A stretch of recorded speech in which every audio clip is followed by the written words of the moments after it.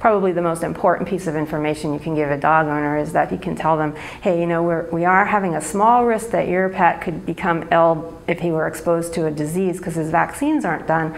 But the risk is, we know from research now, the risk is very, very small as long as you can use common sense. You're not going to take the dog to hang out near the isolation ward of a vet hospital, or probably not even at the animal shelter.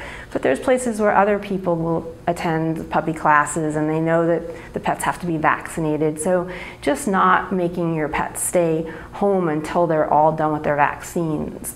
Dr. Bain in California, her student just wrote a paper indicating that for dogs that are exposed to fewer than 4 people before 4 months of age, they had a higher stranger-directed aggression score, fear of strangers. So we know it's really important to get these puppies out, and we know from studies that the risk is really small that they're going to get ill.